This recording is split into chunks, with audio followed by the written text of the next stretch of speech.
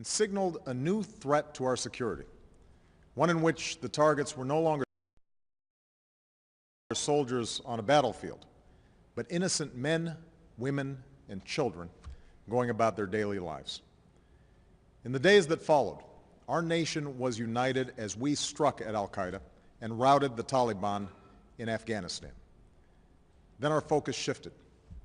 A second war was launched in Iraq, and we spent enormous blood and treasure to support a new government there. By the time I took office, the war in Afghanistan had entered its 7th year. But al-Qaeda's leaders had escaped into Pakistan and were plotting new attacks, while the Taliban had regrouped and gone on the offensive. Without a new strategy and decisive action, our military commanders warned that we could face a resurgent al-Qaeda and a Taliban taking over large parts of Afghanistan. For this reason, in one of the most difficult decisions that I've made as president, I ordered an additional 30,000 American troops into Afghanistan. When I announced this surge at West Point, we set clear objectives: to refocus on al-Qaeda, to reverse the Taliban's momentum, and train Afghan security forces to defend their own country. I also made it clear that our commitment would not be open-ended and that we would begin to draw down our forces this July.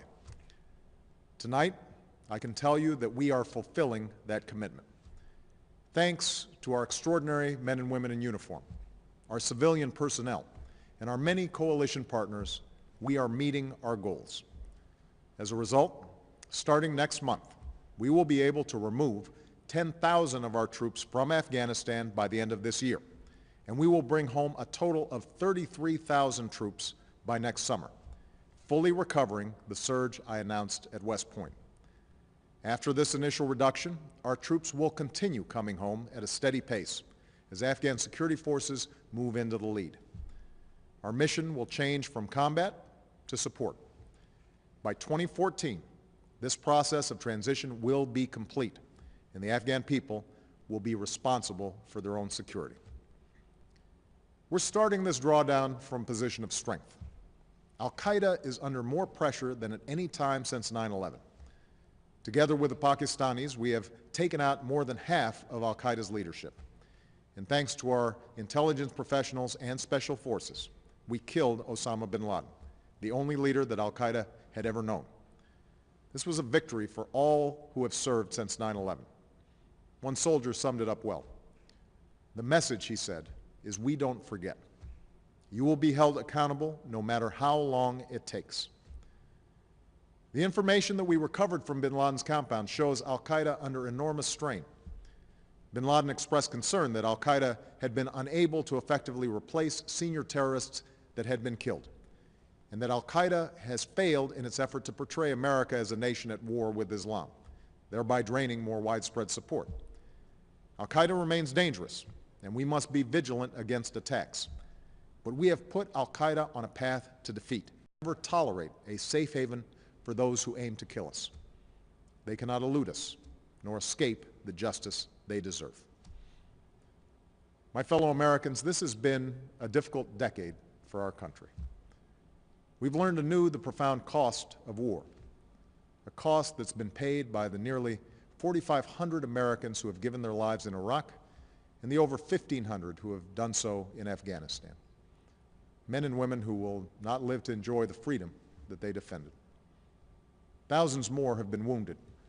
Some have lost limbs on the battlefield, and others still battle the demons that have followed them home. Yet tonight, we take comfort in knowing that the tide of war is receding. Fewer of our sons and daughters are serving in harm's way. We've ended our combat mission in Iraq, with 100,000 American troops already out of that country. And even as there will be dark days ahead in Afghanistan, the light of a secure peace can be seen in the distance. These long wars will come to a responsible end. As they do, we must learn their lessons. Already this decade of war has caused many to question the nature of America's engagement around the world. Some would have America retreat from our responsibility as an anchor of global security and embrace an isolation that ignores the very real threats that we face. Others would have America overextended confronting every evil that can be found abroad. We must chart a more centered course. Like generations before, we must embrace America's singular role in the course of human events. But we must be